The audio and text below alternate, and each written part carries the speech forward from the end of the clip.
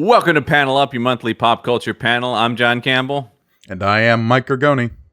We should say your sometimes monthly panel. We know we have our Panel Up fans that we don't want to disappoint, but the past few months have been a little busy for us, both with holidays and I was doing a play, and you're writing things and your D&Ds and whatnot.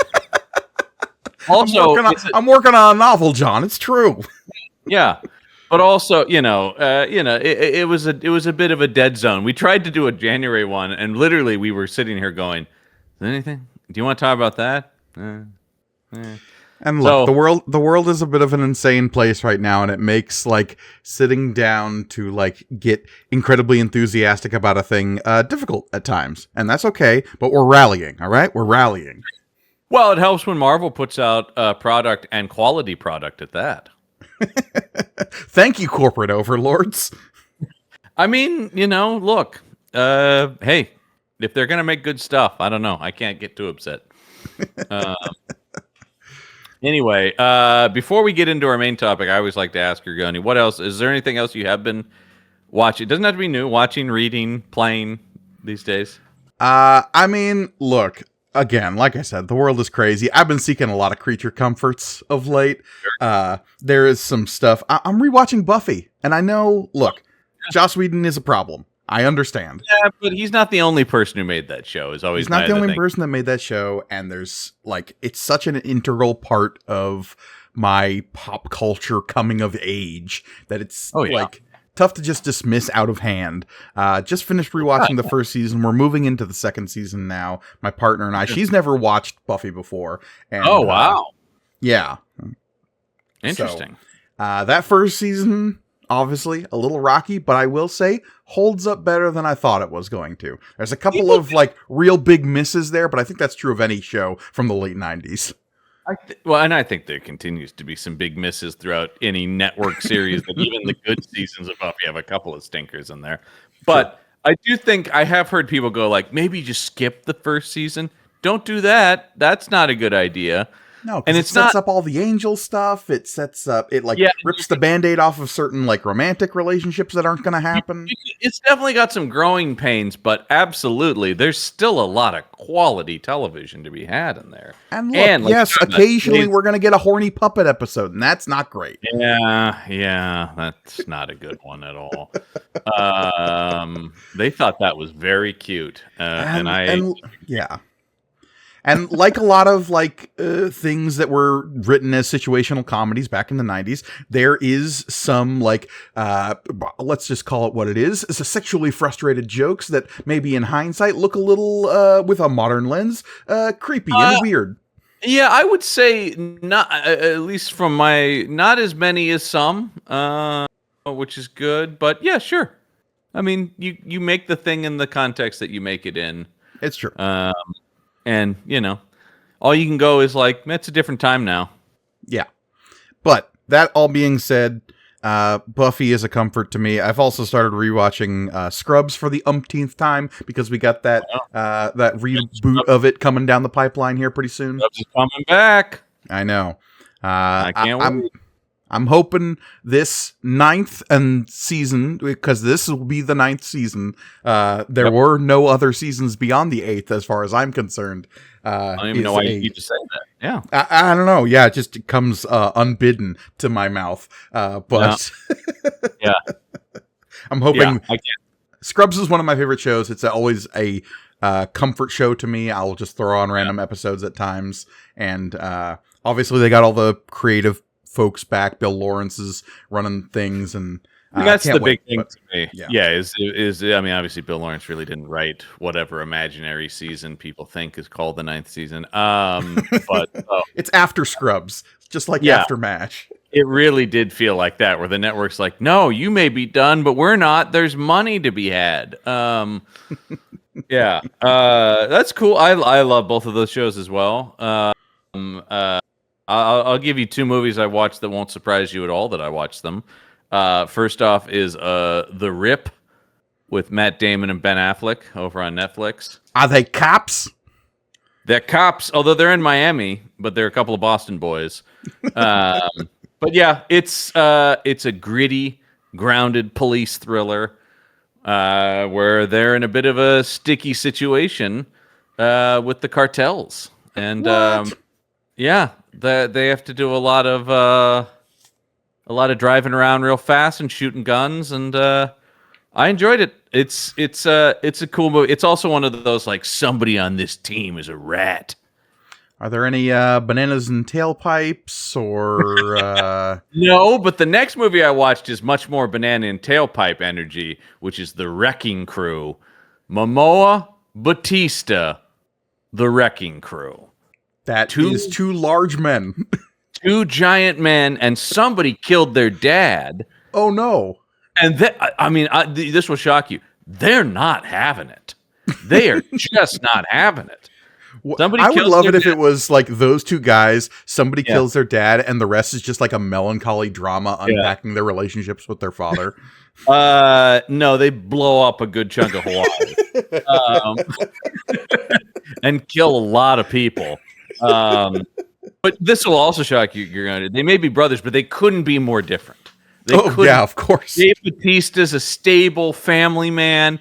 Momoa's a bit of a loose cannon renegade. You don't but, say. But together, they might just save Hawaii from Dracula. I'm sorry? Not literally, but the guy who played Dracula in the Moffat and Gatiss show, Claes Bang, is the supervillain that is threatening their island. You had me so excited for a second.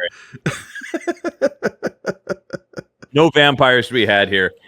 Just two giant. And then the great Stephen Root is the police captain who goes, "You two idiots wrecked half my island, damn it." Can I tell you now how much the worm brain that you've put in me now that I want is the just absolutely bug nuts action movie Dracula? Just like explosions and car chases, but it's Dracula. Yeah, man. I love that idea. It's like Lethal Weapon, but they're fighting Dracula. Yeah. Are you telling me this guy is an ancient vampire? Are you saying the king of the vampires has come to Chicago?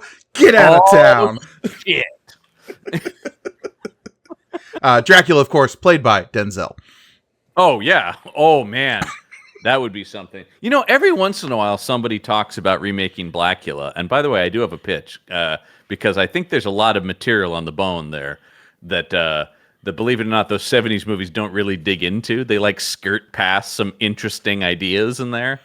John, you have to expand on this because A, I don't know if a lot of our audience knows what a Blackula is, and Blackula. B, you're going to have to expand on that simply to like dig us out of the hole because you said the word Blackula. Blackula, baby. In the 1970s, somebody thought, what if there was a Black Dracula?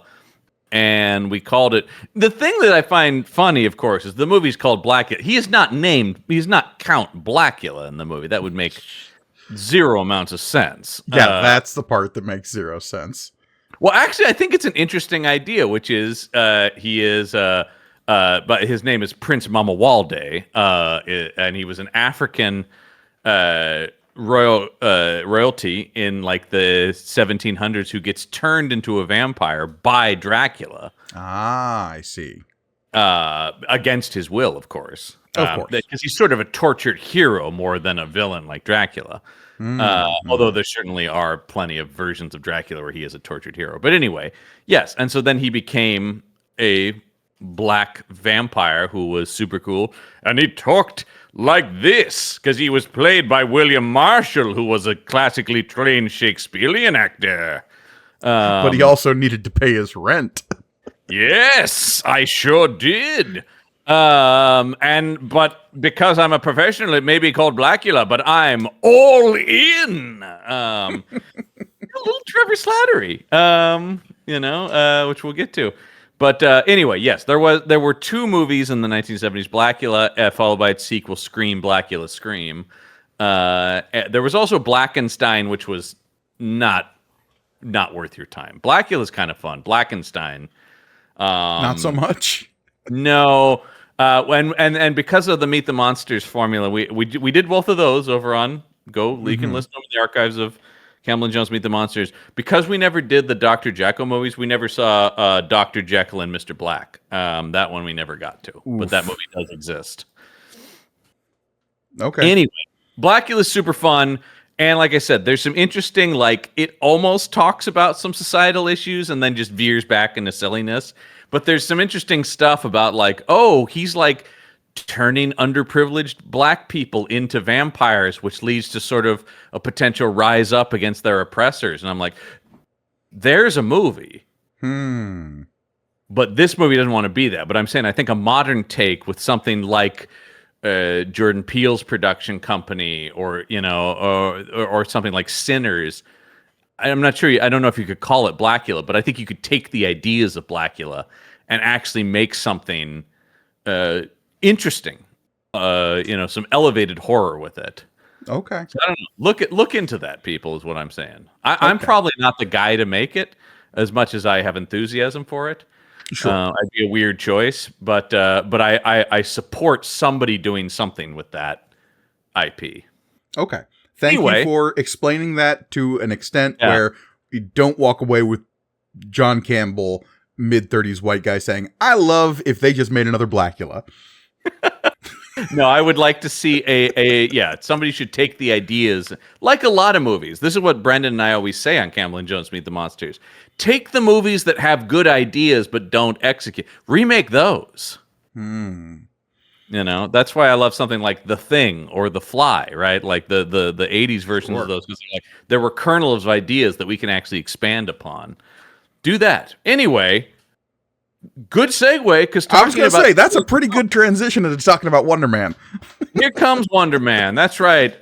Disney Plus gifted us this week with all 8 episodes of this show, which I'm glad they did. I think this one really benefits from coming out all at once, because it really feels like a satisfying arc. I was going to ask, did you watch all of this in one sitting? Not quite one sitting, but within 24 hours. Yes, I had watched all of it. Basically the same for me. Yeah. And I tend to agree with you that I think this show, A, it's eminently consumable because of its quality, but B, the half-hour episodes make it so, like, this feels more like an HBO miniseries that we might have gotten once upon a time, where it's like, this is clearly one solid overarching story. There's not really an episodic nature to it, barring the whole doorman thing. Yes, there's a side thing, and there's sort of loose framework to each episode, like the self-tape episode, the birthday party episode. But yes, you are following a narrative. I think the real satisfaction is the culmination when you get through all 8 and you realize, okay, I think there's a really satisfying arc for both characters, because this is really a two-hander. Spoilers abound, of course. We should always mention, if you haven't seen it. Our big take. It sounds like both of us are saying yes, firm recommend for Wonder Man. I think firm recommendation for Wonder Man, and also it's just a very easy watch. Like, really, it moves really quickly. It's incredibly engaging. It is an interesting thing that we really haven't seen from Marvel a lot, insofar as, like, yes, it takes place in the superhero world, but it's really more of a character study about these two characters, one of which we know from Marvel films of yore, but is also, like, we get a lot more, I don't know if that's true. Do we get a lot more depth on Trevor Slattery? I'm not sure. I think we do. 100% we do. He's an infinitely more human character. I did see somebody goes, who would have thought what was kind of a toss-off joke in Iron Man 3 would become one of the most interesting supporting characters Marvel's got now. Because, I mean, when he shows back up in Shang-Chi, you're like, well, this is what? And then here, one of the things that this show does is Shang-Chi just didn't have time to. I'm not going to hold it against the movie. He's there and he's funny. But this one actually reckons with the aftermath of this guy was an international terrorist to the world. I mean, it's in the trailer, the joke about, where do I know that guy from? I think he used to be a terrorist, Yeah. And him just having to keep going, no, I was just playing the mandolin. Look, I didn't do any of that. I've been cleared. Like, him constantly having to tell everyone, no, it was just a part. I wasn't really doing it. I didn't kill anyone. Right. And yet he was involved and entangled in this plot that kidnapped the president of the United States, lest we forget the events of Iron Man 3. Iron Man 3 is an insane movie. And I will say, I do love that now, like, I would say that's the only required viewing for this, really. Yeah, you could basically ignore the events of Shang-Chi. Not that I'm saying you should ignore Shang-Chi. That is, probably my favorite of the post-Endgame movies, but... Interesting. But yeah, it's certainly one of the best. And yeah, I mean, but it doesn't super advance his plot, per se, other than, I mean, continues to just make him endearing. Unless you are eminently aware of the Marvel one-shot, that 15-minute short film that came out a little bit after that, which was Trevor getting kidnapped from prison by the actual goons of the Ten Rings. Yeah, which this does, indicate has happened. Yeah, for sure. But that. Without that, you really don't know what happens to Trevor after the events of Iron Man 3, other than he's just, arrested. Right. And so... but he's famous. I love the bit when he's arrested, and then he's like, ooh, the cameras. I gotta say, and you can tell how much Ben Kingsley loves playing this guy. Yeah. Yeah. I mean, it's just to see Sir Ben Kingsley, one of our... But, I think kind of always has the heart of a goofball a little bit. It's really interesting to see, Sir Ben Kingsley, Oscar winner, yeah. I believe so. I believe Gandhi. I was gonna say, was it Gandhi? Sir Ben, I'm looking. Anyway, leastways, seeing him throw he won his the Academy Award for Best Actor for Gandhi. Yeah, and seeing him throw himself into this goofy, burnt out actor character. Yeah, who's really quite the opposite of somebody of Ben Kingsley's stature and acclaim, right? I mean, I think that they're sort of fun of being the guy who is kind of a wannabe. I love that this show indicates that he did have brushes. The whole Joe Pantoliano thing just killed. Number one, the perfect guy it could have been. The mediumist actor you could have found. I mean, totally solid character actor, but the idea for sure. And I love that they always call him Joe Pantoliano. Shut up, Joe Pantoliano. Please call me Joey Pants. Yeah. And he's great. He's all in on the bit, which is, And the whole thing about, but what you really want to do is invest in real estate. That's where I really made it. That was the smart decision I made about it. Fantastic. All that stuff is great. And the idea that they were on a medical procedural back in the day, and Trevor's under the impression that Joey Pants had him thrown off so he could be the star, but then Pantoliano's like, you were so messed up on drugs, man. I got you fired for your own good. You didn't know your lines. You were showing up messed up. I love that he's just like, I'm so glad you're okay. Like Joe Pantoliano's just like, I'm so glad you're okay, Trevor. This show has a pretty light touch when it comes to aping real world Hollywood, right? The Access Hollywood cutaways we occasionally have, the whole runner with Joey Pants, and everything in the Doorman episode with Josh Gad. Oh my God, Josh Gad!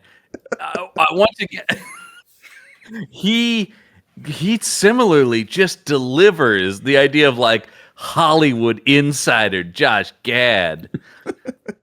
Look, when Olaf started singing it, shut the bar down. It's another one. Every cameo is so brilliantly chosen where you're like, Josh Gad, kind of random and hilarious. But yeah, to think that guy is on the club circuit is really funny. Or that because I guess as of canon for this show is in the MCU, Josh Gad went through an interdimensional doorway and never came out. I love the whole thing about we're all praying for him. He's disappeared.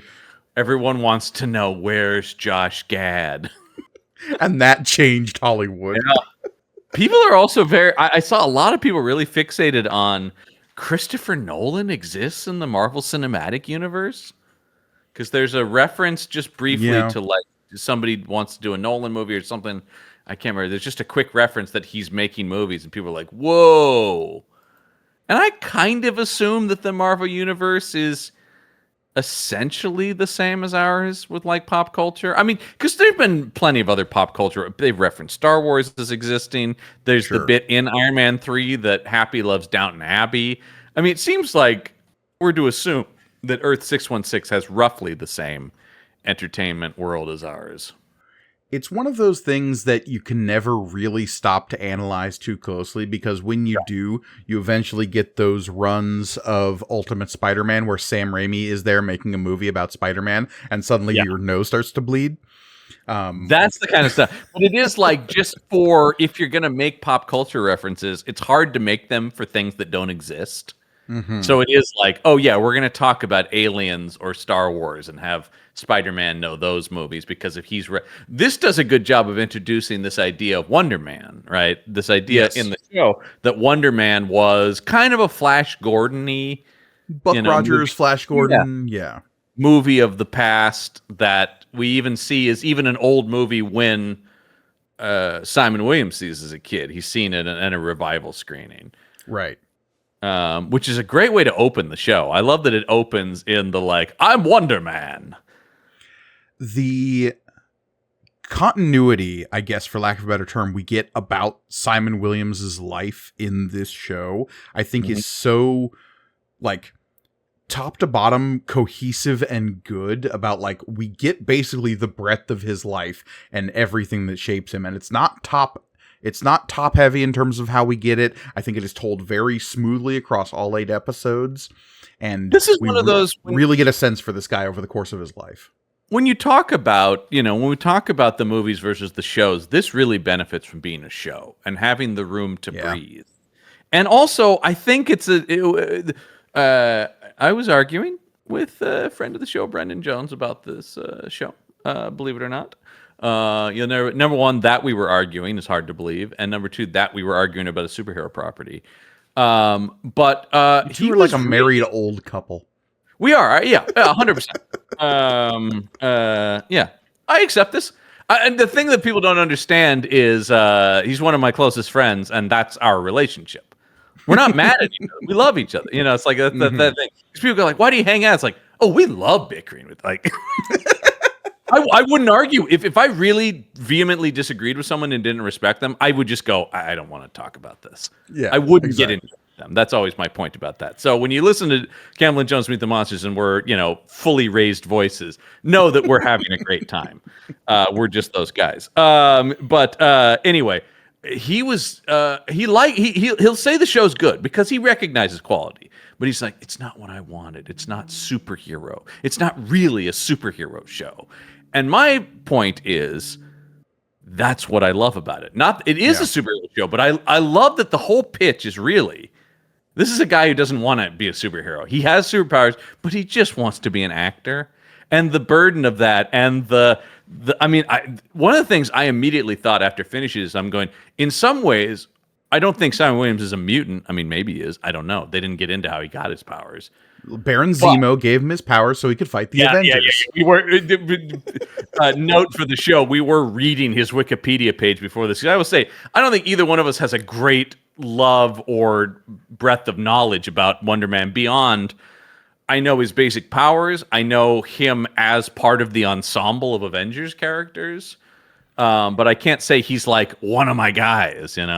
Simon Williams as Wonder Man is one of those characters, if you've been reading Marvel long enough, will be one of those characters who pops up every now and again, and he is sort of cultivated as the, like, B to maybe C tier, and I know somebody's going to jump down my throat about this, but, like, he's one of those guys that only ever shows up on a team book, right? Like, we've not had an ongoing Wonder Man series for any real length of time up until corporate synergy demands that it happened right now. Basically, yes. Essentially, yeah, that's sort of the thing. So it is sort of this idea about, like, why have they taken so long to get to Wonder Man? you know, Look. have they? I mean, I will say, that in Guardians Volume 2, there were scenes with Nathan Fillion as Simon Williams. Sure. Yeah. They got cut.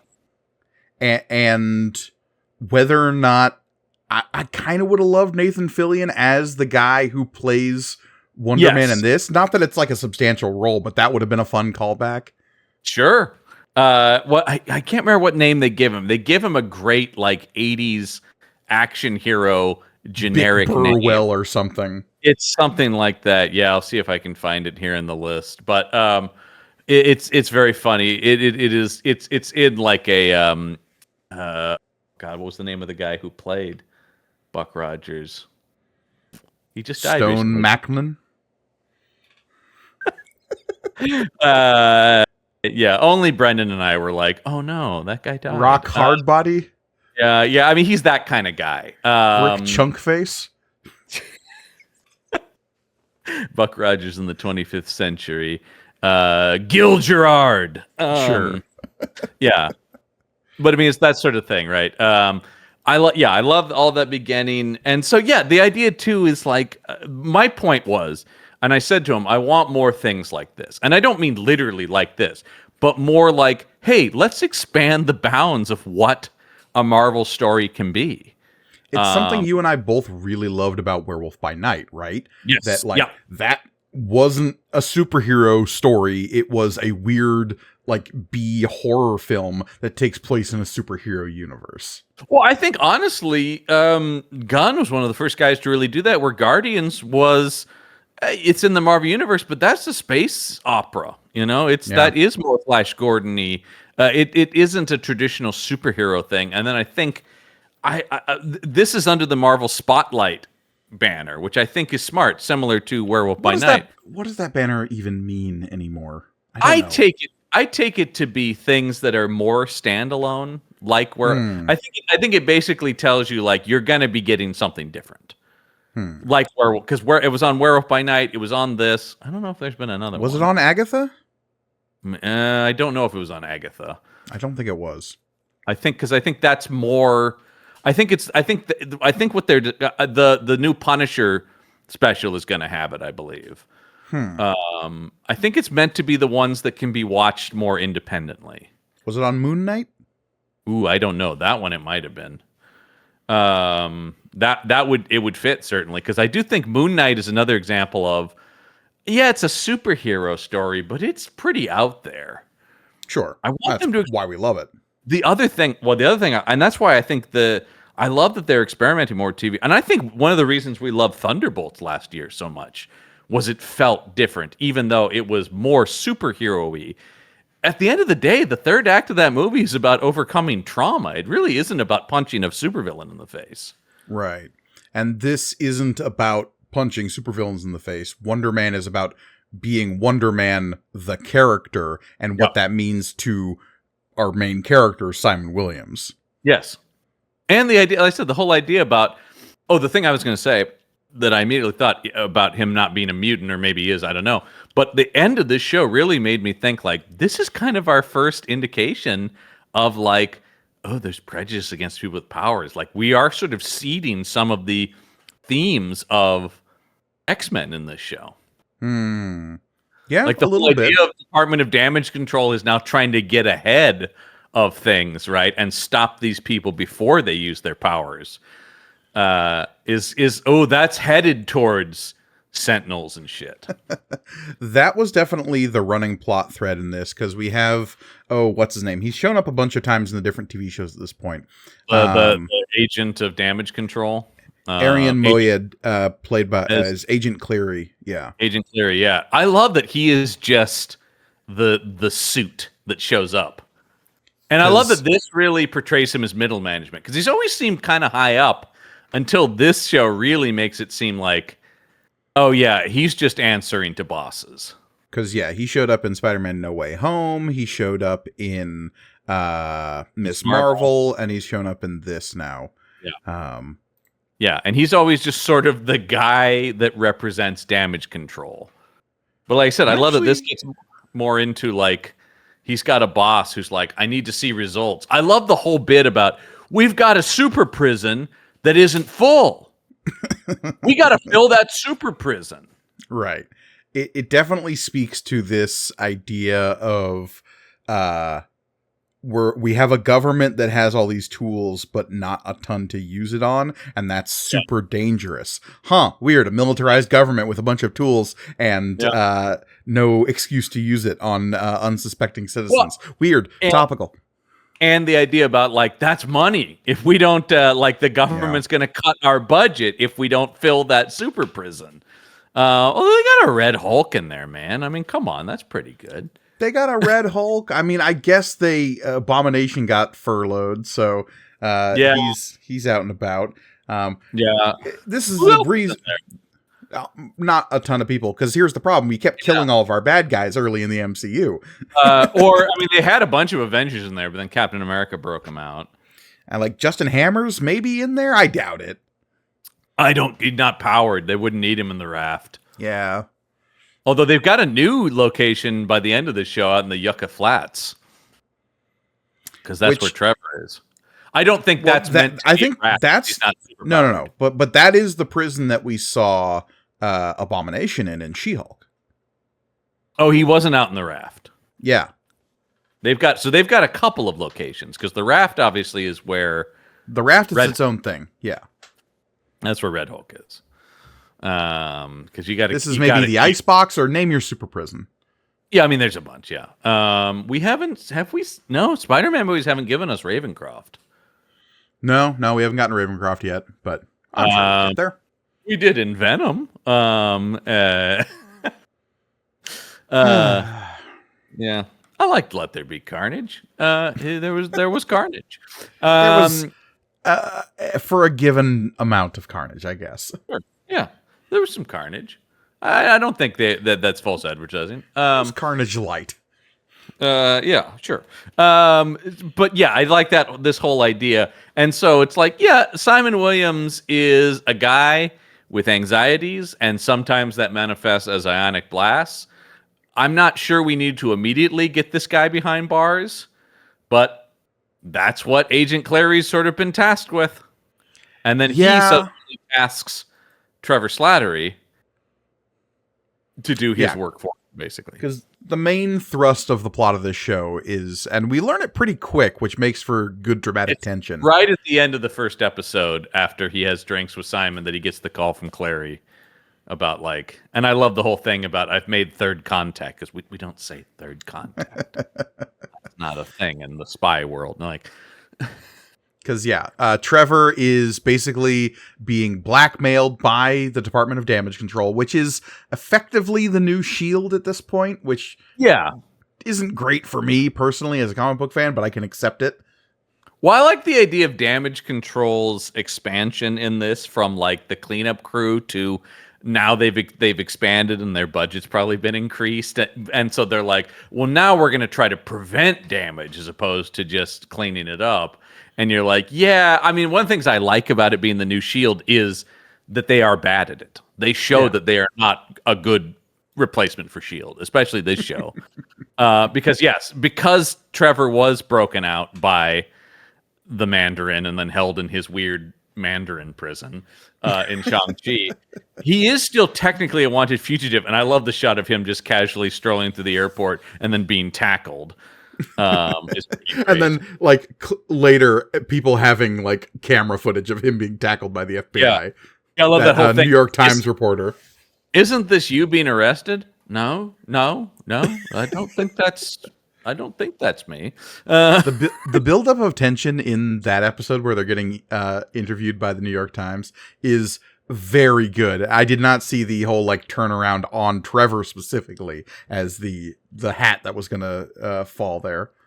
Yeah, is great. Because that whole thing about Simon so worried about his powers, and then she's just like, "Oh no, you're great, Simon. This guy though is a terrorist." Yeah, pretty sure. By the way, I'm also just happy to see the return of Ben Kingsley's Mandarin performance.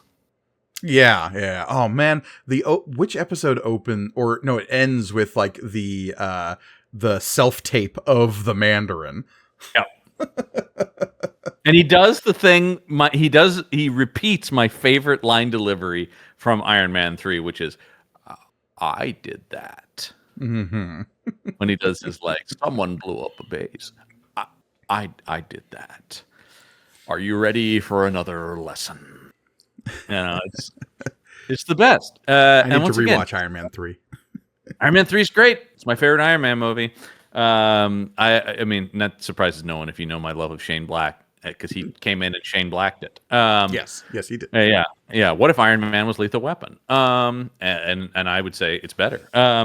I also love in that movie the whole bit about him. It's a cool idea always. What if we take the armor away and you have to see him like MacGyver weapons and stuff like that? Sure. It's cool to see Tony Stark use his brain like that. Anyway, let's talk about Simon Williams, who is one of the most relatable characters, I feel like, in the Marvel Universe, in that he is just a guy with anxiety. He's overthinking. He's the bit with him on American Horror Story in the first episode is so funny and painful at the same time, because you're just like, stop. What are you doing? Yeah. Yahya Abdul-Mateen II has always been an eminently impressive actor. We've been fans of his for a while. I'm a huge fan of his. Go see Ambulance, everybody. Ambulance is amazing, and not enough people saw it. We talked about him back in when we originally discussed Aquaman. We talked about him when we discussed the Watchmen TV show. Yep. Matrix Resurrections. Yeah, for sure. If you haven't seen the Candyman reboot, he's the star of that. It's great. Maybe a little spooky for one Mike Gargoni. For me, that's also why I didn't see him in Us. Also a great movie with fellow MCU actor Winston Duke, who plays M'Baku, is also in that movie. He's also great in Trials of Chicago 7 as Bobby Seale. He's just been one of those super impressive actors who's just been. It's like upon reflection, like, oh, that and this and that. This guy's been crushing it for the last 10 years. Totally. And I feel like this, though, is a people really liked him in Greatest Showman as well. It was another kind of standout performance. But I feel like this is really like, oh man, he's a star in this, because this thing sails on his likability, his charisma, and unlike the other superhero roles he's played, Black Manta and Dr. Manhattan, he's really funny and lovable and vulnerable in this, because obviously Black Manta is all rage, Dr. Manhattan is all sort of zen serenity. This guy, though, in that show specifically, though, he's more than just Dr. Manhattan, right? Because he's playing Dr. Manhattan, who's sort of like brainwashed himself into being a person. But the thing about it that I remember before the Dr. Manhattan reviews, I thought he was kind of wasted in it, because I'm like, he's just sort of like a generic husband to Regina King in that show. So then that sort of reveals. So even still, it's like, I haven't seen him just be other than the aforementioned Ambulance, which people need to watch. It's a great movie. What if there was an ambulance and it couldn't stop because it was full of bank robbers? You got it right. Jake Gyllenhaal is now taking this ambulance. Killer movie. Really good movie. Michael Bay, full of Bayhem. That ambulance crashes into a lot of shit. You might be surprised to hear. What? Yeah, including a scene where they have to perform surgery in the back of the ambulance while it's moving. But John, does it do it in slow motion too? There's some slow motion.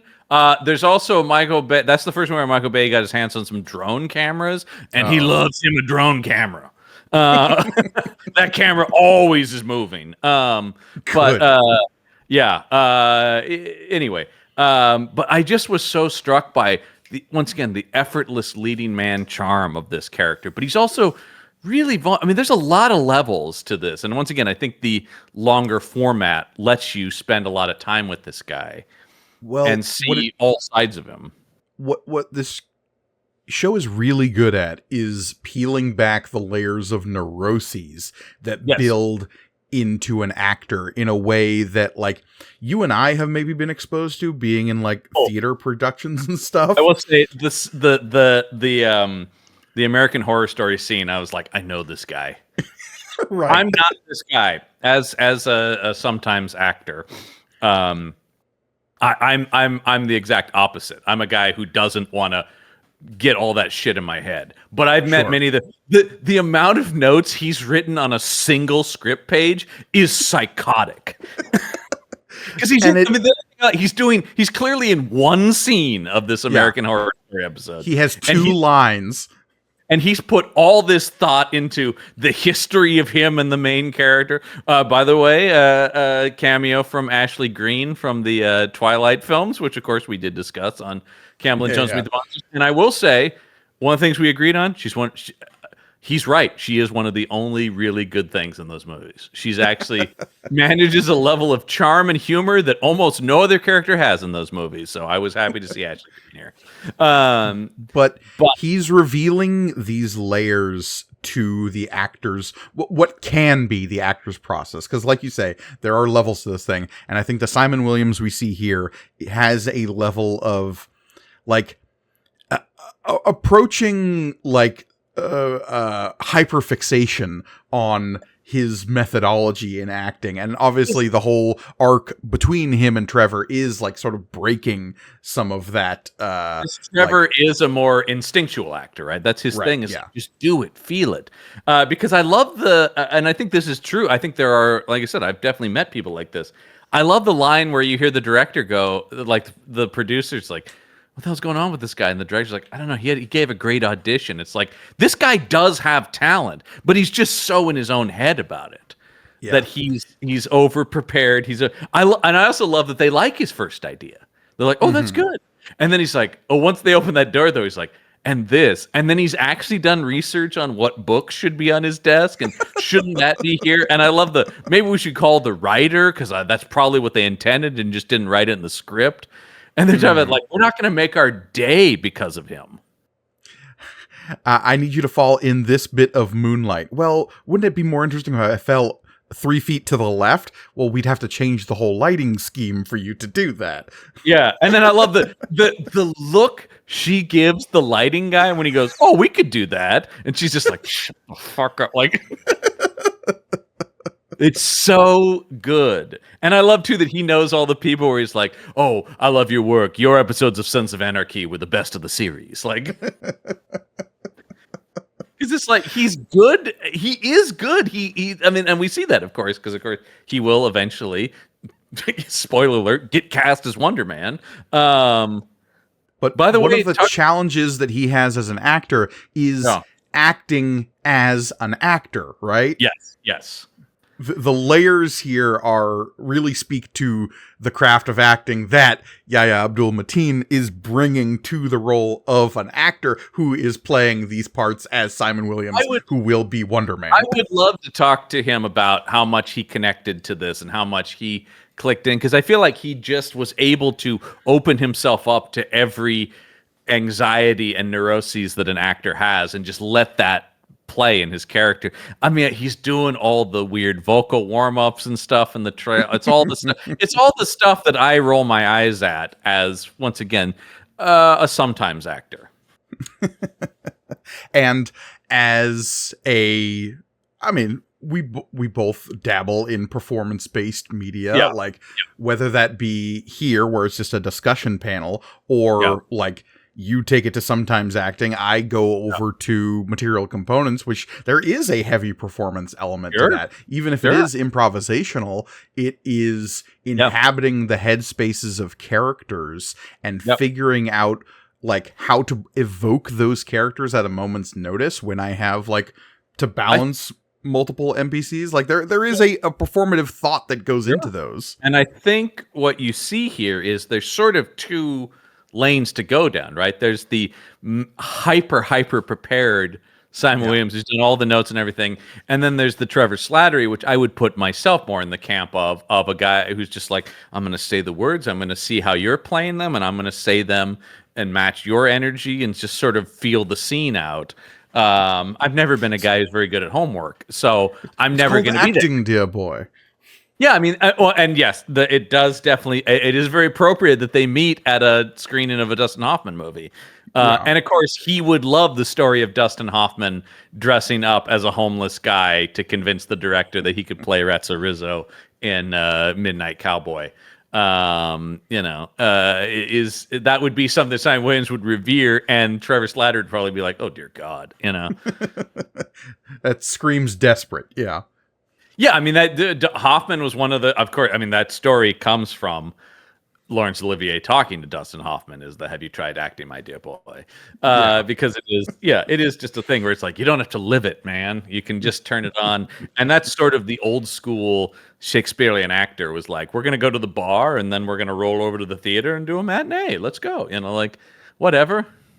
Right. And like the overarching plot that is Trevor and Simon's relationship over the course of this series is like kind of rote and classic, especially when like vaguely superhero espionage stories are told. Like the guy who's maybe in it for the wrong reasons, eventually they do become friends, and like that relationship becomes more real to both of them. To the point to make the pain worse when the truth is revealed. I mean, it is tale as old as time.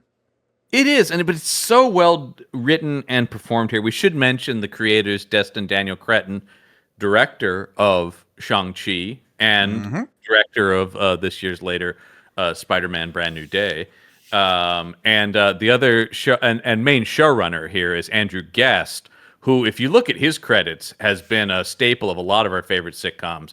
He comes from Community and Brooklyn Nine-Nine, and a bunch of other stuff. Really good. He also worked on Hawkeye for Marvel.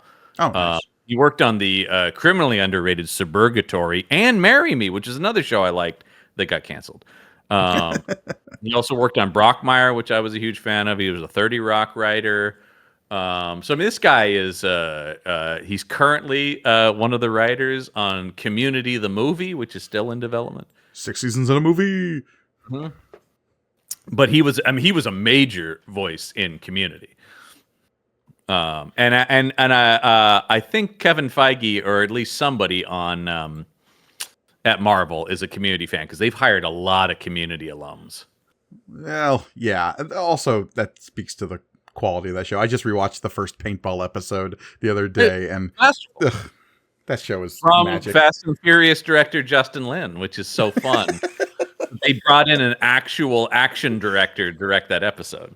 It's so good. It's so good. But yes, I do think, because I mean, Dan Harmon has done, I don't know if he's ever actually been credited with anything, but he's done a lot of dialogue polish for Marvel movies. Of course, the Russo brothers were the main directors on that show. Ludwig Göransson was the composer on that show. So I mean, a lot of Marvel people pulled from the Community staff, as they should. Yeah. But yeah, we haven't shouted out the whole arc yet of Simon's family, really, which I think is another big spine of this show. Absolutely. Well, I mean, number one, and I'm sure someone on some other YouTube channel is yelling about woke. I love that they're proudly Haitian. Yeah, I mean, look, it gives us cultural insight into the character. It gives us a flavor to this character that wasn't there before, because let's be honest, original Simon Williams from the comics is just the poor man's Tony Stark. He is the kid of an industrialist who is tricked by a supervillain into getting powers. Like, sound familiar?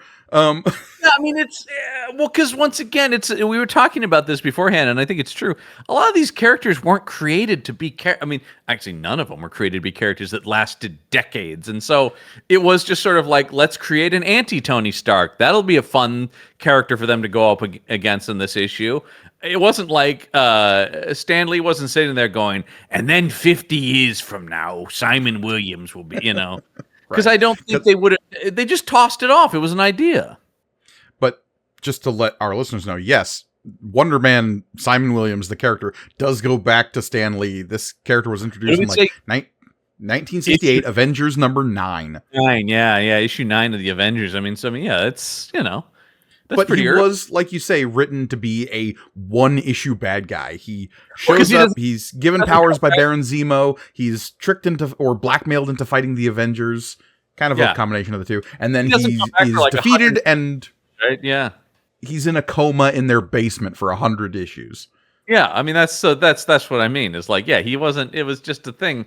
Not almost none of these characters were created, and oftentimes we've talked about this. When they do create characters to be your new favorite character, it doesn't work. When they try to force popularity. The only time I can think of where it's like the big debut character that everyone was just like, oh, who's this? Was Kamala Khan, Miss Marvel. Yes, And because that actually they had the goods to back that up. Oftentimes you go like, I mean, remember when I remember because I was still regularly going to the comic book store when Punchline debuted a couple years ago.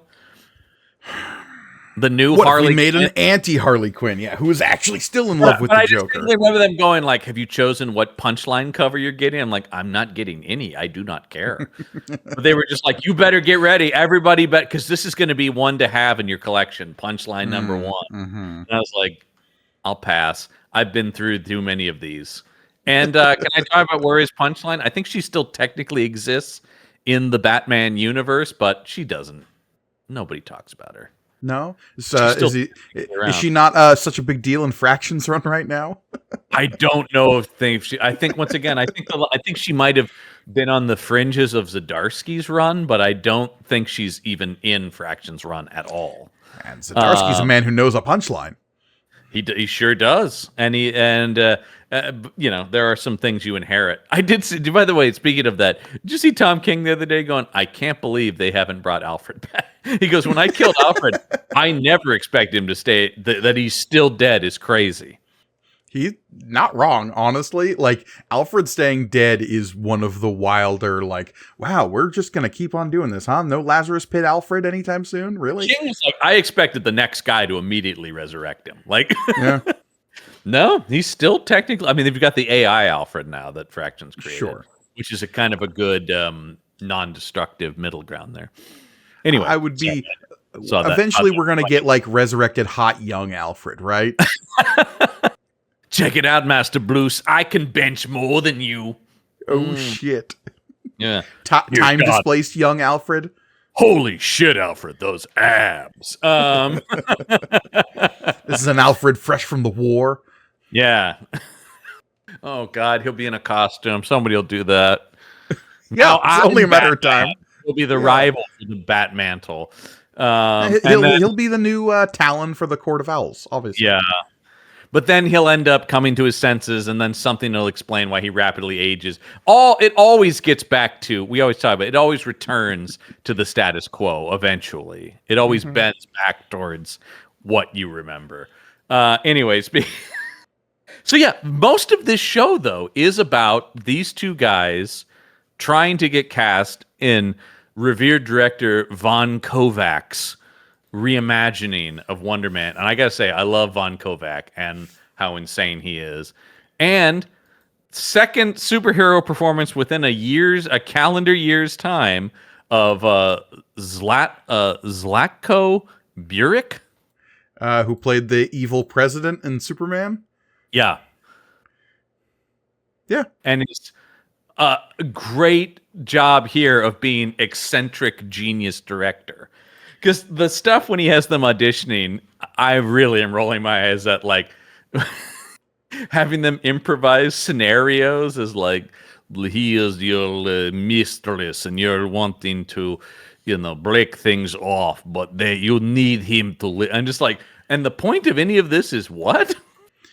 Is he supposed to be like a take on Verhoeven, you think?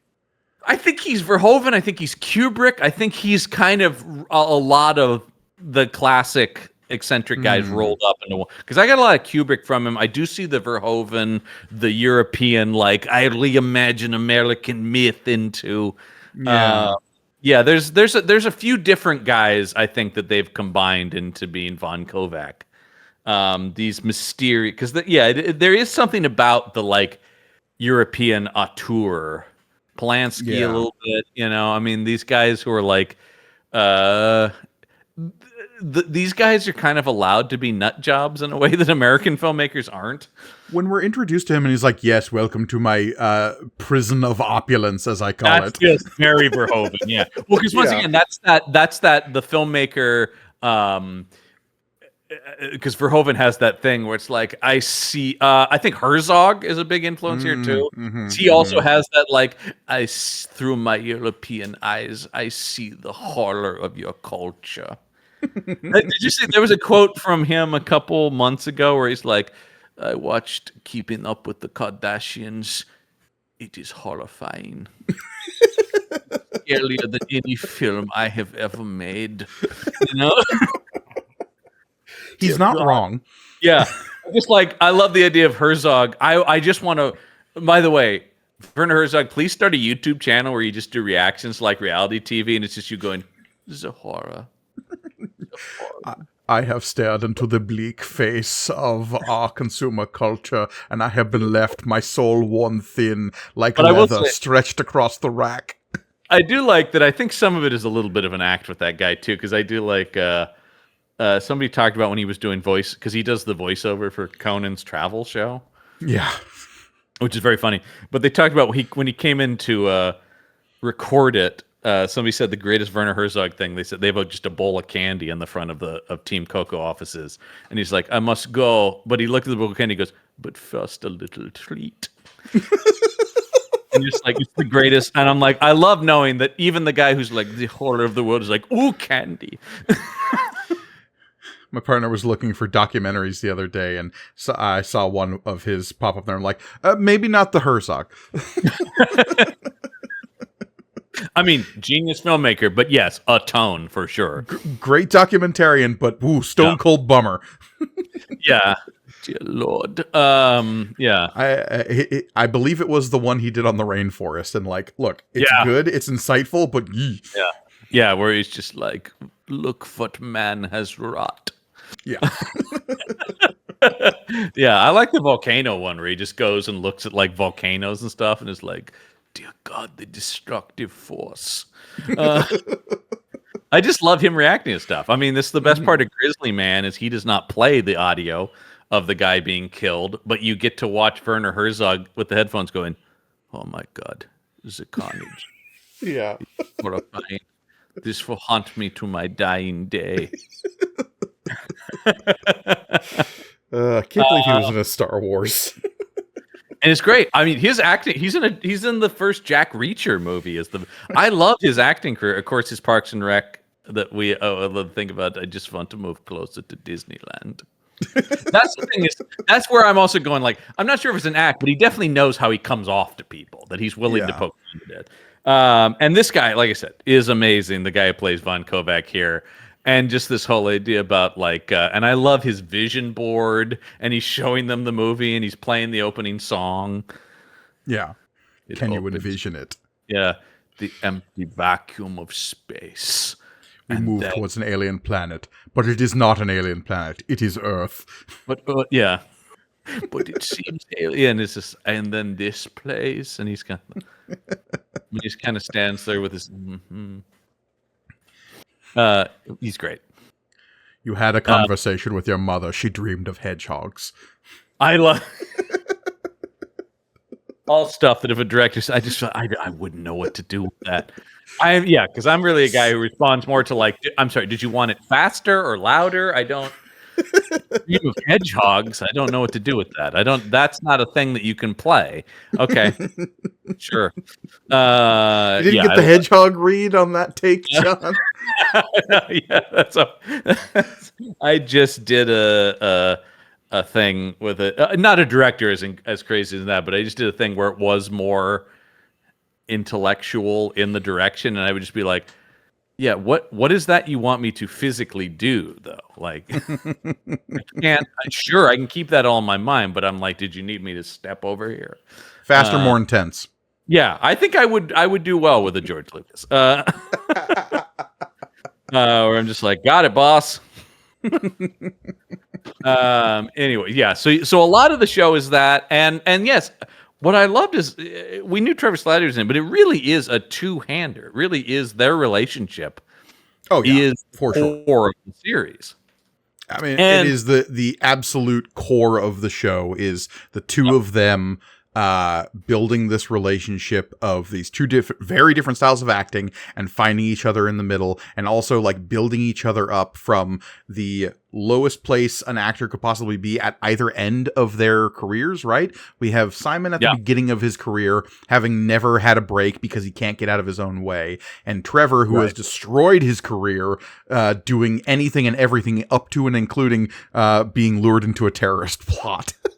Right, because at a certain point he became very drug focused. Right.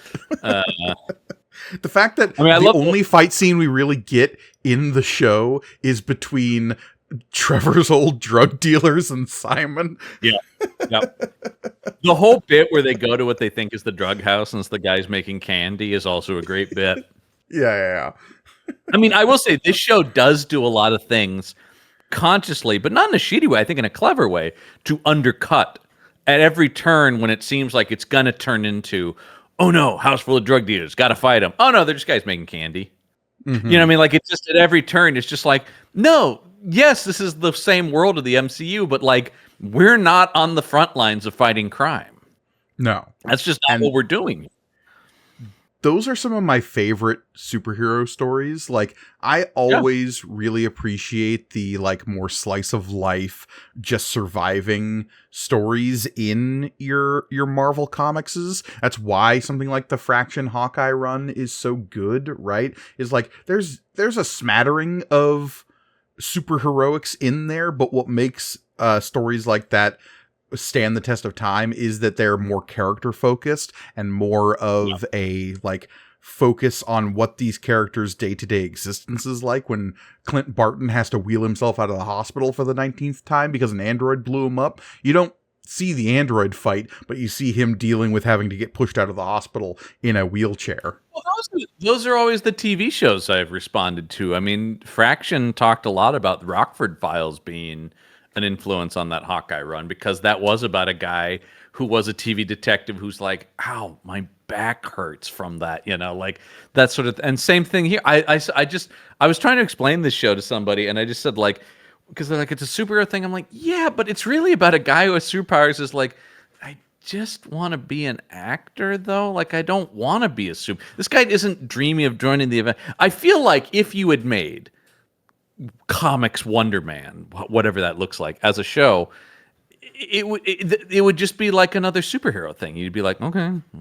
And then that's the kind of stuff that leads to people talking about superhero fatigue, is when they all seem the same. I love that Marvel is really thinking about, and they're not being true. The character is an actor in the comics, but they're taking that aspect of it and going, let's run with that. What is that? What is it to be an actor and have ionic powers?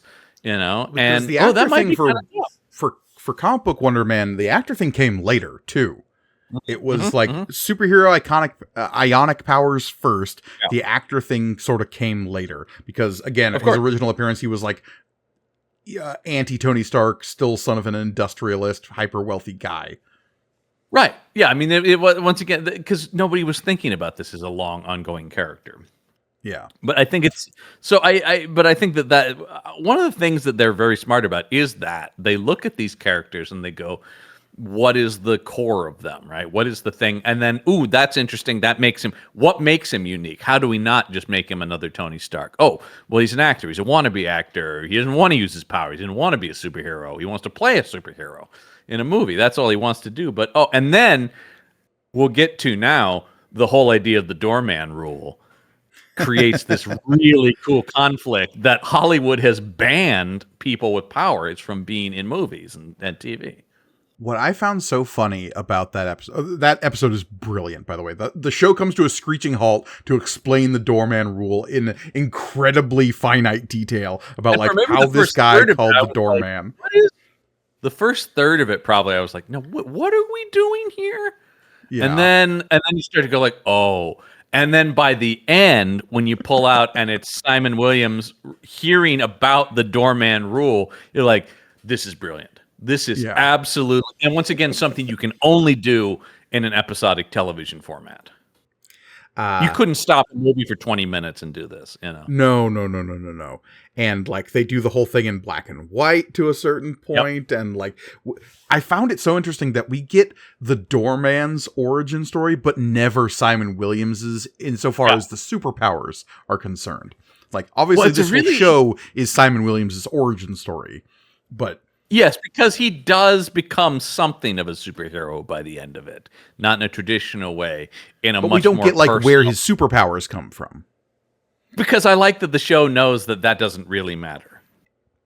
Whereas what matters as them and how he feels about them is what's important. Right. Whereas we absolutely get, this bouncer at a nightclub went and touched some. I loved the Roxxon dumpster. Just has horrible toxic waste coming out of it. I did. I was like, Roxxon! Of course, they threw out some sort of like, just fucking toss this out. Yeah, Roxxon's shown up a bunch of times across the MCU as just like, well, we need a company name. It's Roxxon. Why not? I like that. I kind of like that Roxxon has not been the center of any Marvel story. It is just a shitty company that's around. Yeah, sure. Doing this was stuff. Doorman, of course, played by Byron Bowers. I'd never seen this guy before. He looked kind of familiar. I didn't look him up though. He's been in a bunch of stuff. Yeah, probably just a face from TV and stuff like that. He's so good though. I loved and his whole thing of I saw Honey Boy, which is great. He's also in No Sudden Move, which is a really good movie. He's definitely been around. No question. Irma Vep, he was on that show, and I've seen him. But anyway, the whole bit, because he gets this ability to become the titular doorman. He's a doorway. He can turn his body into a doorway.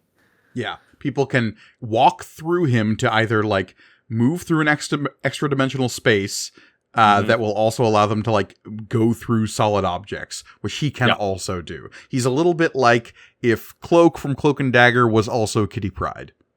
Right, yeah. He's like a less powerful Cloak in that way, right? Because you pretty much just kind of go through him. Although, unless you're Josh Gad. Unless you're Josh Gad. Josh Gad is forever lost in another world of whatever. Yeah. We're all praying for Josh Gad. It's Jay Gad. I'm trying it out. Jay Gad. I gotta say, I already was a Josh Gad fan. This made me love him even more, though, that he was willing to do this and be sort of the butt of a joke. I mean, it's not too rough, but to be a bit of a Hollywood douchebag. Be a bit of a Hollywood douchebag. He's definitely the heel of that episode insofar as like they never make him like influence. They never make him like a total asshole, but he's definitely very self-centered, very shallow. If not for him, maybe Doorman isn't pushed into becoming the like kind of wash up 15 minutes of fame guy that he is. Doorman, because the whole thing is Doorman saves these people at the club that Josh Gad is at, and then Josh Gad hires him to be his personal, I guess, bodyguard, but really just to get him out of sticky situations. Like they show a thing where a bunch of fans are mobbing him somewhere, and then he's able to go out through a wall. I just love the idea that he hires a personal superhero.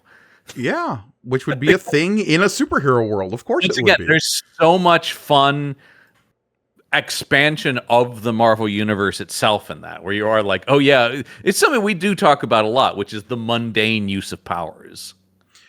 Do you know what team Doorman originates from? I mean, I want to say like the Great Lakes Avengers. You're absolutely correct. Yeah, it has to be, because that's all the sort of like superheroes, right? Yeah. This is not the first Great Lakes Avenger we've seen in Marvel TV. Mr. Immortal over on She-Hulk was definitely the first one. Yes. Well, She-Hulk is a perfect place to also include a Great Lakes Avenger. But the fact that they do the Doorman costume in this show was also very much tickled me. The whole idea about him going from that to, and the whole idea that he is like, oh no, I don't want to expand. You even get the scene where he's like, I don't want to expand beyond working on the door at this nightclub. I like this job. It's just fine. To his sort of reluctant 15 minutes of fame to even though I didn't want it, once you have it, then you're fighting to keep it. Him doing infomercials and stuff. I mean, it's so good. Ding dong. I'm so sorry that the potato pocket burned so many of you. So good. And then, yeah, and his catchphrase of ding dong. Yeah. And everybody, I mean, the ding dong thing is a little played out. You think knock knock would have been a better idea? Yeah. Yes. It's so good. I loved it. I love the way it's made. I love the black and white. People will watch stuff in black and white. This is a thing that I bring up a lot. Don't be afraid of it. Doorman, a John Byrne creation. That makes sense. I mean, because he was originally introduced in West Coast Avengers when the Great Lakes Avengers first showed up. John Byrne did a lot of, because I mean, he did a lot of the She-Hulk stuff too. He was responsible for some of the goofiest, some of the comedy tone of Marvel in the 80s in particular. Because West Coast Avengers was a little bit more lighthearted. She-Hulk, obviously, he was kind of the guy to make it what that show became. Sure, yeah, for sure. If you like that show, that all starts in the John Byrne era. So that makes sense to me. But yeah, I love all that stuff. And then that you realize, oh, this isn't just a one-off. It defines the world and becomes the conflict for Simon is because this guy lost Josh Gad, I guess is the word you would use. Effectively killed him. I mean, he's not here. Took him out of reality. We have no idea where I just love by the way, also shout out to Mario Lopez as himself in the Access Hollywood, where is Josh Gad? Yeah, we occasionally get some Mario Lopez in almost every episode, giving us Hollywood updates. All that stuff is very fun. And so then it becomes this thing where they're like, all right, that's it. No more people with powers in movies. Because I love the whole thing, too, about how Doorman ends up in it, is Josh Gad is making a heist movie, and they can't figure out how they're going to get out of the vault. And then he looks at Doorman and is like, I have an idea. Well, and of course, Josh Gad doesn't actually disappear until they go in for the sequel. Cash Grab 2. Cash Grab 2. The fact that it's called Cash Grab, of course, is very funny. So funny. Cash Grab 2. Although I would definitely be watching Cash Grab. There's no question about it. Look, this coming from the guy who watched Money Plane, see the Action Shelf archives if you want to hear Michael Listman and I talk about Money Plane. Starring Kelsey Grammer. Astound as Kelsey Grammer never leaves the one room he's filmed in.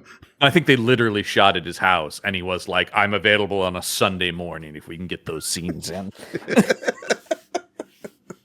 To which I'm like, get that money, Kelsey. Good for you, I guess. Yeah, man, yeah, you're working the system. All right, fine. Anyway, so yeah, that becomes the middle, because they keep talking, because they would say the doorman policy, and I'd be like, the what now? Yeah, because right in that first episode, it's like, oh, have you signed a doorman waiver? Yeah, and it's like, what is that? And even I was like, did he say doorman? Mm-hmm. 'Cause I, believe it or not, didn't immediately remember this was a character that existed. What? One of the members of the Great Lakes Avengers didn't immediately come to mind? I will say I enjoy the Great Lakes Avengers for the comedy of their existence entirely. Sure, but yeah. It's like bringing in one of the superior foes of Spider-Man, though, right? Where you're just like, oh yeah, sure. I wasn't like, oh my god, they're doing Doorman. Finally, we're finally getting a cinematic Doorman. But so yeah, I love that the way that comes around is fantastic, though. And so then it becomes this thing where he's got to hide his powers. And Simon, I mean, Damage Control has a little bit of a point about Simon is a little reckless, because if he really does lose it, he could do serious damage. Once again, I'm not sure that means he needs to be put into a prison, but yeah. There is something to he is unable to control his powers, which are potentially devastating. It feels like there's a missing beat here of once when he was a child, it's heavily implied that he's the one who burned his own house down, right? Oh, it definitely. I mean, I think that's a pretty safe assumption. But like, it wasn't the fire that killed his dad, right? No. We don't know what killed his dad. I don't think anything. I'm not sure. I mean, his dad died. I'm not sure if his dad was killed per se. Sure. He lost his dad as a kid and I do really. I mean, when you go to his family, they are. I love his stepdad and like his mom. They're all very nice, except for his brother, who's an asshole. Well, look, he does. Eric Williams is destined to become the supervillain Grim Reaper, John, as is clearly foreshadowed in this show. I know someone who definitely thinks that's the case. I mean, once again, one of the things I love his power is he has a scythe on his hand. I mean, one of the things, because I mean, he could. Who knows? It's like the people who really think Ned is going to turn into Hobgoblin in those Spider-Man movies, though. Where I'm just like, I don't think so. But you know, but one of the things I love about the way that Feige and company at Marvel run these shows, and this show is a perfect example of this. Nobody shows up to recruit Simon to the Avengers at the end of this. But what this does do, and this is what and I put it on Feige, but I mean, the whole creative team at Marvel, looking at the whole of the universe. Simon Williams is on the board now. Sure. Like, he's out, he exists in the world. I did see an interviewer ask Yahya Abdul-Mateen II, it's like, is Simon Williams going to be in Avengers Doomsday? And he just gave him a look and went, come on, man. And the guy's like, I had to try. What I appreciate about basically everything that's been done post Endgame, especially where the TV shows are concerned, is that it's just making the world bigger. We've gotten to the point where we are in full comic book universe now, and that wasn't really the case prior to Infinity War Endgame. We were kind of building the idea that it was a comic book world. Even like so much of the Infinity Saga is teaching the audience how to watch something set in a comic book world, and that's why actually the people who talk about they don't like the stuff post Endgame because it isn't setting things up as clearly. In some ways, I kind of like that it doesn't feel because people say it lacks direction. You're like, okay, but like you talk about, what it's doing is like it pushes that wall out and it pushes this one out and it builds that corner of the universe and this and that. And so, yeah, maybe it's a little messier, but there's almost a charm to that. And, you know, I don't need because one of the things I think that's very clear, and maybe they're doing this, maybe now they're looking at what Gunn's doing at DC, where Gunn is expressly being like, we're not building to anything specifically. We are building a universe. I think it is more indicative of comic book superhero storytelling as you and I are accustomed to, in that occasionally there will be large events that maybe touch everybody, but those everybody can come together. Those are not necessarily what each book is building toward. Just because your secret invasion breaks out and suddenly the Runaways are being like pulled into a event that has Skrulls attached does not mean that their book was leading to that. There's just two issues that deal with the fact that the event is happening. Yeah, there's a lot of people who are very upset, like, why they're getting to Doom, he hasn't been seeded. I'm like, well, his arrival, if he just shows up, that's going to bring everybody in. I'm not sure you have to seed him very much. At least, well, I mean, I don't know. I don't know. We haven't seen it. But I'm saying, like, the idea, you could also just, like a lot of events, it's like, I'm here. Oh, shit. Get everybody together.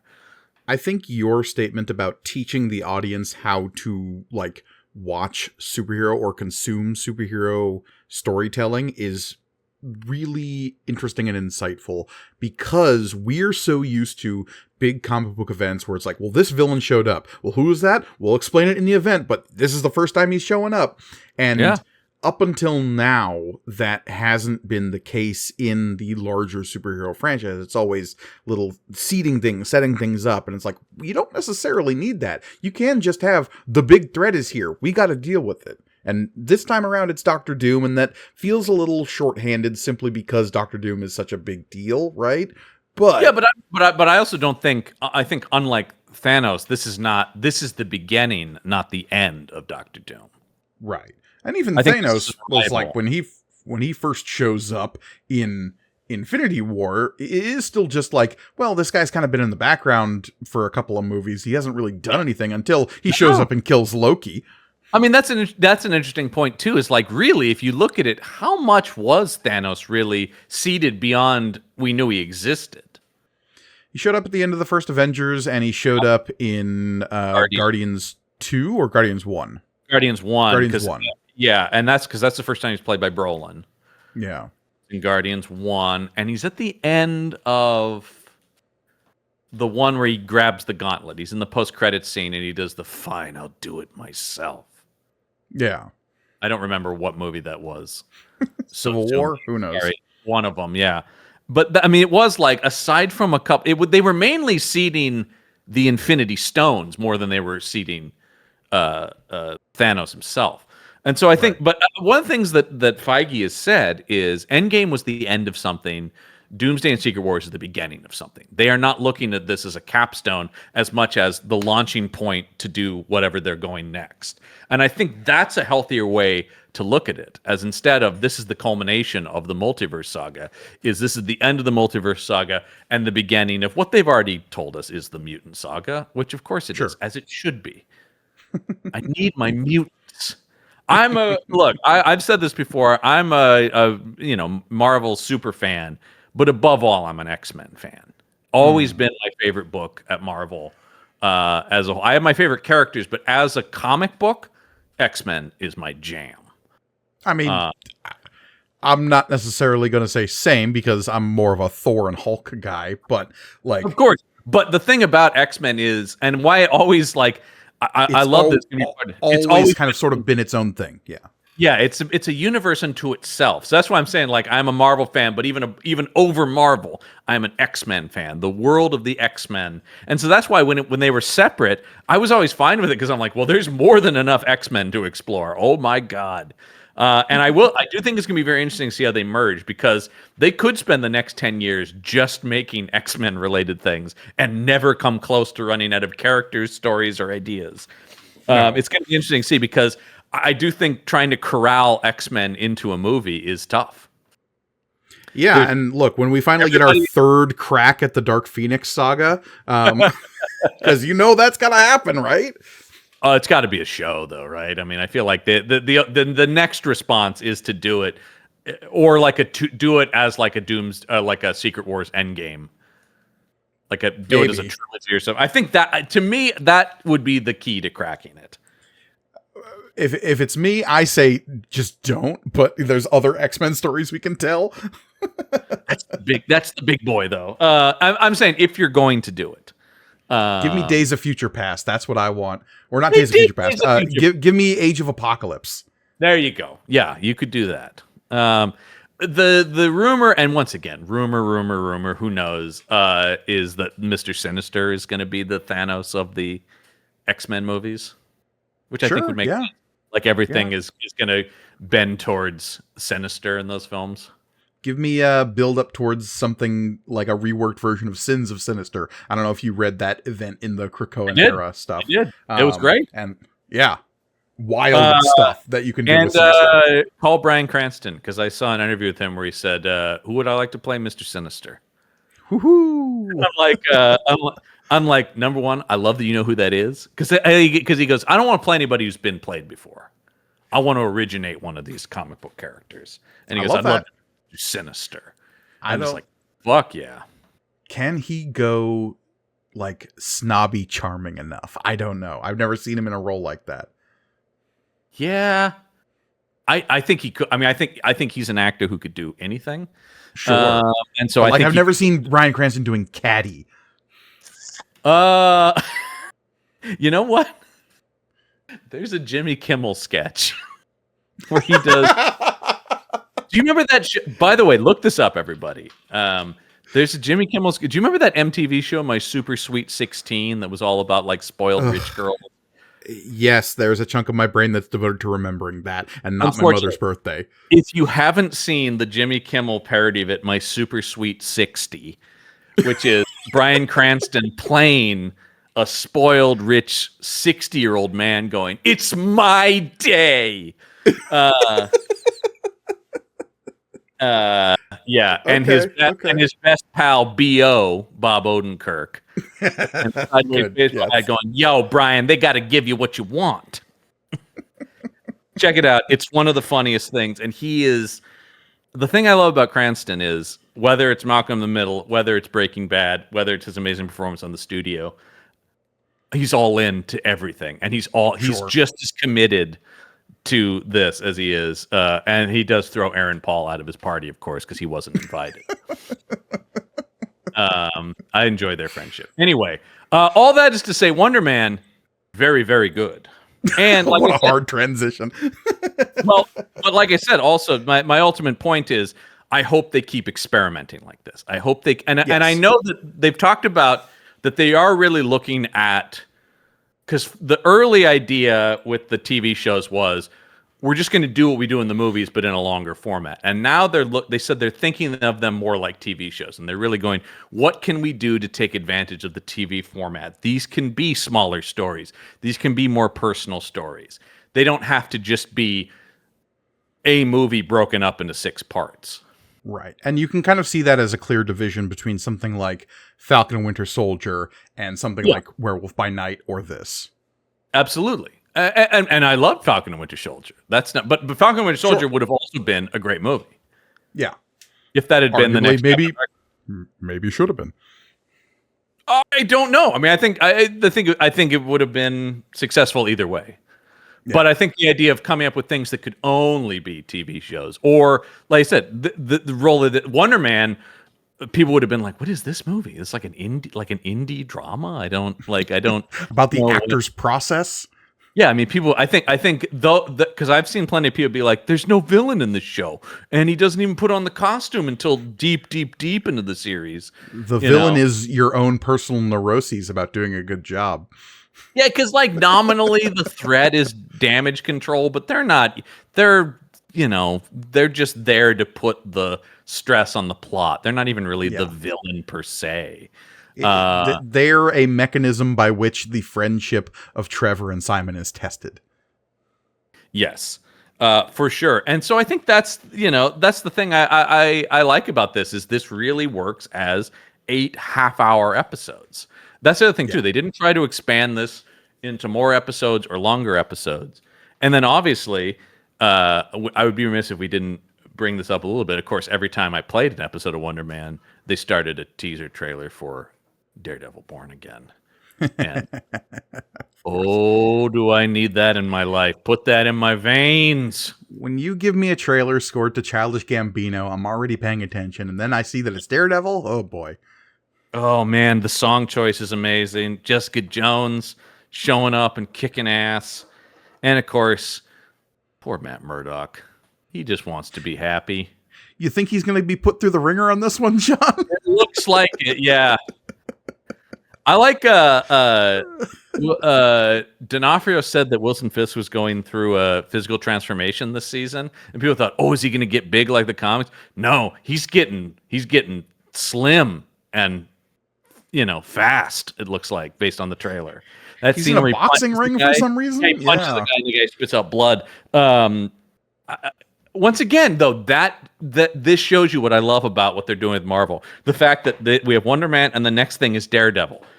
Completely different tones, vibes, looks, characters, but they're in the same universe. And that, to me, is the fun of the shared universes. The idea that across the country from Hell's Kitchen is Simon Williams in L.A. trying to play Wonder Man, and then also Matt Murdock is fighting the Kingpin. And the more they embrace that, the more they will create what I love about the comics, which are all these stories happening concurrently, but they're not the same story. And occasionally Matt Murdock can go out to LA and visit She-Hulk. Yes, and then maybe bump into Simon Williams or something. But he doesn't have to. It's not about that. It doesn't have to be. I mean, I do love that he's in those episodes of She-Hulk, but it's not like, and then that's building to this, and then it's just like, no, he just was in LA, he ran into She-Hulk, they had a relationship, and now he's back in Hell's Kitchen. It's like, that's great. And I'm so excited that we're getting the Punisher in Spider-Man. And I saw an interview with Bernthal where he was talking about, because they said, like, well, how's that going to work? Because that's a PG-13 movie. And he said he and Destin Daniel Cretton, they talk about, like, how is it that we preserve the character? The movie's PG-13, but we want to make sure it's the same Frank Castle that's in the show. I'm guessing that Bernthal's going to go "Whoa!" at some point, and that'll pretty much solidify it. You're not going to see him crush somebody's head, but he's still got the intensity of that character. He is still a guy capable of doing all those things, even if we don't see him do them. He's going to shoulder check somebody through a wall, and I'll be happy. Yeah, I mean, or he's going to shoot somebody and we don't see the bullet blow their brains out. You know, like it's going to be, or off camera he stabbed somebody or something or whatever. But yeah, I mean, we walk in on an Italian restaurant full of dead mobsters, and someone's going to go, "Ooh, the Punisher was here." Right? Yeah, exactly. The thing I find so fascinating about that is, once again, we're used to all this. We're used to, if Punishers in a Spider-Man comic, heads don't explode. We're used to Wolverine is very different in the X-Men than he is. I mean, he's the same character, but he's much more violent in his own comic. You know, I mean, that sort of thing. Right. Deadpool can pop into an Avengers story and he doesn't do R-rated stuff, but then in his own comic, he does. I mean, that's, Batman is very different in the Justice League. You know, I think it's a thing. I do find it so interesting. Like I was talking about teaching people to, we're so ready for this. Although I do remember being the guy who, when they were building up to the Avengers, I'm going like, it's just not going to work. It's just not feasible. And I still stand by it. I'm not wrong. They just did it. But look at how many things haven't been able to do it. Like every other attempt to do it has not worked. Because they're dancing on the head of a pin, and the fact that they have so much history that they can pull from helps a lot. I mean, they're already pulling. I mean, the thing is, it already works in the comics.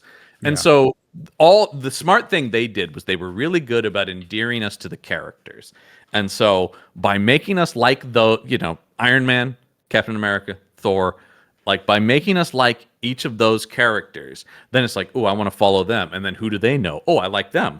And they were really smart about doing it. And we've seen too many places either drop the ball in endearing us to those characters, or running too fast into getting them all together. Well, it's the idea of making the event the thing you want to see, not the characters the thing you want to see. Right.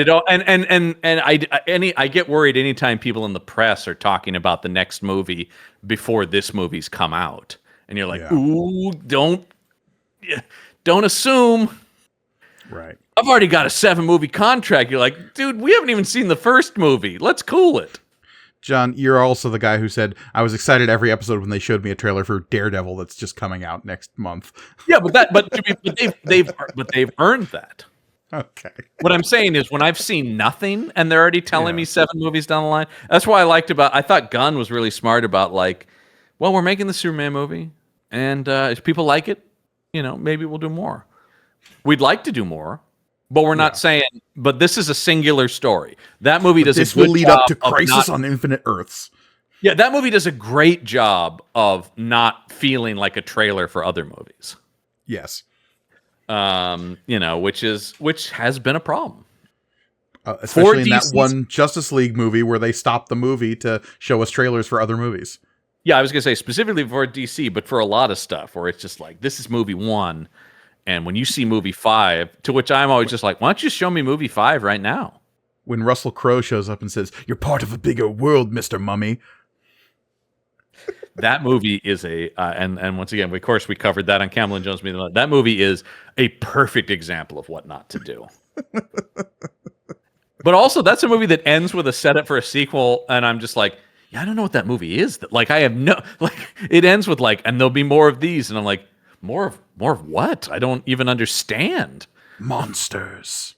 Yeah, I highly recommend. There's a guy who worked in the story room for that universe, and he wrote a whole thing about his experience. I wish I could remember his name, but he wrote a whole thing about his experience in that, where they literally were like, "Well, what is this? Like, what are we building to?" Because they were just trying to go like, "Are the monsters like a superhero team, or are they fighting each other?" Because like the monsters, while they exist in the same universe in Universal, they're not the Avengers. They're monsters. So it's like, what are they doing? What are they They're getting fighting. together to do? That They're was what coming was together to hunt Abbott and Costello. I don't know what's so hard about this. I did see in recent news. Did you see Keenan and Kel are going to meet Frankenstein? Keenan and Kel meet Frankenstein is very good to me. I gotta say, I saw that and I went like, "Oh my god, yes!" But I think that speaks to a level of nostalgia we both have for something we were very much not alive for, which was the Meets movies of Abbott and Costello and Keenan and Kel. Something we were very much alive for, which is Keenan and Kel. So, but like, I think who is that for? It's for our generation only. I'll take it. I'm an old man now. I don't know what anybody's saying anymore. 6'7". Yeah, what does that mean? I still don't understand what it means. Like Skibbity, it is a context-sensitive exclamation. It can mean anything. That's my problem with it. I hear people. I'm like, is it good? Is it bad? It seems to be both, and apparently it is. Yes. Sigma. You hear kids saying Sigma. That is mostly an insult. Yes. Yeah, that's bad. Chopped is bad. I've been told too. Yep. Welcome to the old man power hour. When I say these goddamn kids. Professionally, I am in the proximity of middle schoolers enough to pick up on most of this. Yeah. I hear a lot of it from my sister, who's a middle school guidance counselor. So yeah, I hear a lot of that too. Although it's a lot of her going like, I don't know what they're saying. So anyway, we're old, but we like superheroes. I am glad that the kid my sister does tell me a lot. She's like, you'll like that. You would still be somewhat in with the kids because they are wearing like Marvel and Star Wars shirts and stuff. I'm like, oh, good. Hey, I just had a fantastic series of conversations with a 7th grader about them going through all the Godzilla movies. And once they like heard my text tone of Godzilla roaring, they were like, hey, Mike knows what's up. I'm just waiting for, was it Godzilla -1? -0. Oh, -0. The last one was -1. Yes, correct. Yeah. I mean, I'm in. I love that movie so much. I'm open to a Godzilla. I'm open. If it's good, I'm open to it. I like the. I can't wait for that. I can't wait for Shin Godzilla 2. I can't wait for Godzilla Kong X Godzilla Supernova. That's where they lose me. I liked Shin Godzilla as well too. But anyway, yeah, I'm open to Godzilla. So if it's good, is my attitude. Let Godzilla into your heart, John. I do. I said I'm open to them. If they give me a good Godzilla movie, I'm there, man. All right. Well, Gorgoni, that's gonna wrap things up, I think, for this month's discussion. Wonder Man, good. Wonder Man, very good. I like I said, I'm thrilled with this. And also I'm thrilled that. And I think I hopefully that teaches them this is some of the best reviews they've gotten in a long time, where people are like, "Hey, whoa, this is something new." And I think for people who aren't just inherently invested in Marvel, this sort of made them open their eyes a little bit and go, "What is this now?" I guess I will say this isn't. There can be a sort of dismissive attitude towards Marvel films as being a second screen experience sometimes, where you're like, I can be on my phone and enjoy the fact that there's a superhero movie kind of being colorful in the background. This is not that. And I think it benefits from a serious sit down, and it's good dramatic television that just happens to be set in a superhero universe. So I honestly, I think if you like something like Ted Lasso, or something that kind of mixes comedy and drama, totally. And you basically, I mean, like I said, Iron Man 3 is kind of required viewing, but even that really, this you could basically watch without knowing anything.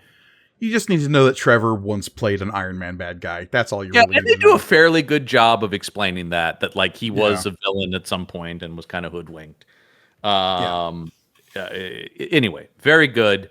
Check it out. Check us out too over on our Patreon page, which is patreon.com/punchup. Yeah, if you want to hear us talk about more Marvel TV, because you can listen to Gorgoni and I do the entirety of the Incredible Hulk TV series from the 1970s. The Green Mile is our series looking back on the Bill Bixby, Lou Ferrigno show. Talk about shows not giving you what you want. Oh, geez, no. And we are long promise. We're in the they're not out yet. It'll be a little while, but we are in the process of beginning to record the 1970 Spider-Man show. It's a process.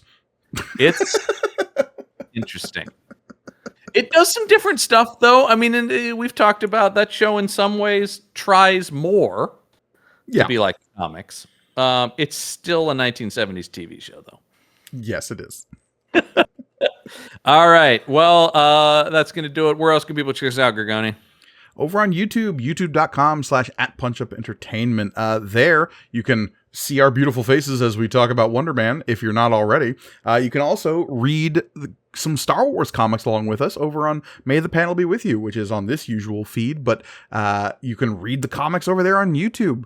While you're there, please like, comment, subscribe. Let us know in the comments below what you thought of Wonder Man. I'd be curious to get people's takes on it. Like you said, critically, it's being very well reviewed. But I like a lot of these streaming shows, especially the ones that drop all at once. People tend to put it on the back burner. Don't do that with Wonder Man. It's a real easy sit. 8 episodes, each about a half hour. Quick and easy. Get it down. Let us know what you think.